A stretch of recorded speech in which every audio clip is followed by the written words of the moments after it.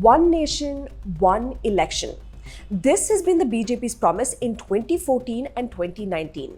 One nation, one election is a system where elections to the Lok Sabha and to state legislatures are held simultaneously. Now, with over a year to go for the 2024 Lok Sabha elections, the Law Commission has invited suggestions from the public and from political parties on holding simultaneous elections. So, what is the One Nation, One Election proposal? And what are the arguments for and against it? Let me explain. Under the present system, elections to the parliament and to state assemblies are conducted separately. As a result, elections to several state assemblies take place across the country every year. For example, Karnataka and Telangana go to polls later this year, while Kerala and Tamil Nadu will see assembly elections only in 2026.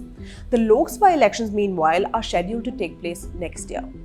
What One Nation, One Election proposes is conducting elections to the Lok Sabha and to state assemblies only once in 5 years. This means that a voter will cast their vote for their representative to the Lok Sabha and to the state assembly on the same day and at the same time, one after the other. So the idea of one nation, one election isn't new. India held simultaneous elections from 1951 until 1967. But things changed after a few state assemblies were dissolved prematurely in the late 1960s.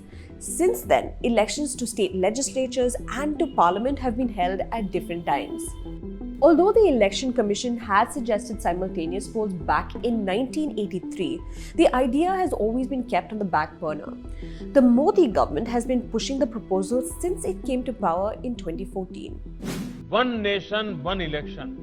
So, who is for and who is against the One Nation, One Election proposal?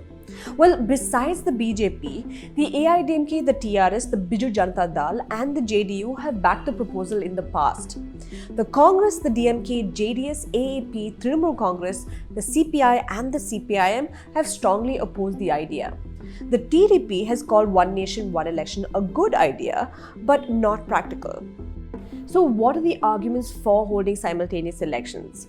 1. It would reduce the huge cost to the exchequer. Holding elections are an expensive affair and require a huge amount of personnel and resources. The Center for Media Studies, a non-profit think tank which has been studying election expenditure for over 2 decades, estimated that 10,000 crore rupees was spent by the union government to hold the 2019 Lok Sabha elections. This is the official expense and doesn't include what political parties and candidates spend. While the Lok Sabha election is paid for by the union government, the respective state government pays for the state assembly election. For example, the Gujarat government estimated that it would spend around 450 crore rupees to hold last year's assembly election. Now consider the fact that there were 50 state assembly elections between 2014 and 2022. The cost of holding polls is enormous. Those for simultaneous elections argue that it would bring down the cost considerably. Of course, if simultaneous polls have to be held, the Election Commission will have to buy a lot more electronic voter machines, the cost of which is estimated to be around 4,500 crore rupees. But those pro One Nation, One Election say that this cost will even out in the long run. 2. It will bring huge savings to political parties and candidates. According to the Center for Media Studies, election expenditure went from 9,000 crore rupees in 1998 to nearly 60,000 crore rupees in 2019. The bulk of these expenses were paid for by political parties and candidates. For example, an estimated 20 to 25,000 crore rupees was spent just on campaigns and publicity by political parties in the 2019 Lok Sabha elections. 3. Curb corruption. In their report, the Center for Media Studies estimated that 12,000 to 15,000 crore rupees was distributed to voters illegally in 2019. This was in the form of cash, liquor, gold, silver, etc. Those for One Nation, One Election argue that it will help curtail corruption, although it isn't clear how this theory can become a reality. 4. Reduce policy paralysis. Those in favor of simultaneous elections say that it will help ruling parties focus on governance instead of always preparing for polls. But this applies more to national than regional parties. 5. Curb hate speech, communal riots, and caste violence. Former Election Commissioner S.Y. Qureshi pointed out that elections are an especially divisive time, when hate speech, communal polarization, and casteism are at its peak. Repeated elections only serve to polarize communities further, while one nation, one election could help curb this cycle of violence.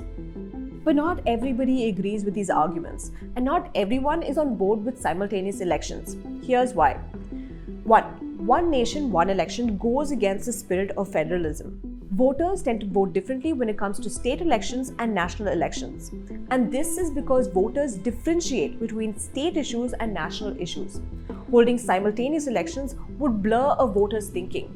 It will also take away the gains made by regional parties over the years in favor of national parties.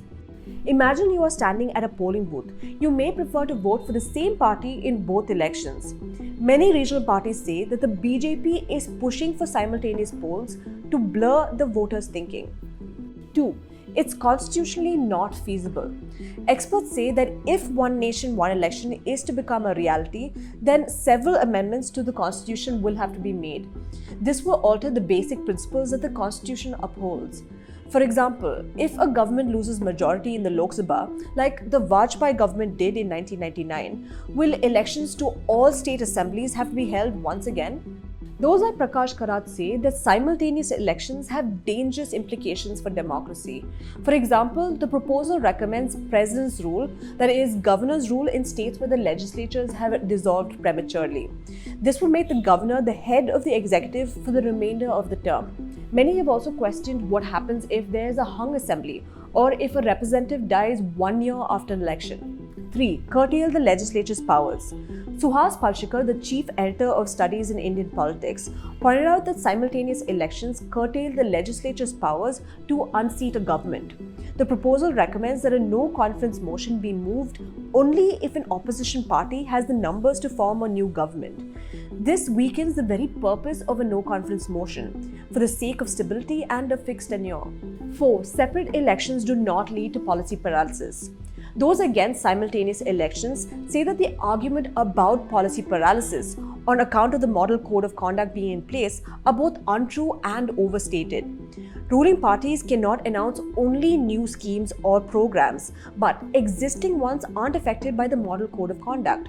Former CC S.Y. Qureshi pointed out that urgent announcements can in fact be made after getting the Election Commission's approval. 5. Reduces accountability. Those against simultaneous elections say that holding polls once in every 5 years reduces a government's and a representative's accountability to the people. On the other hand, repeated elections ensure that a representative and a government are more accessible to the public, who would hold them to account because of the power of their vote. Those against the one nation, one election proposal say that cost cannot be the reason to upend the current system, because the real price is our democracy. How the public and political parties respond to the Law Commission's notice will be crucial and could possibly determine how India votes in the near future. Before you go, I just want to quickly remind you that it is a new year, so do support independent news organizations like the News Minute. You can do so by becoming a member. Also, subscribe to our YouTube channels. And if you like this video, hit the like button and share this video with your friends.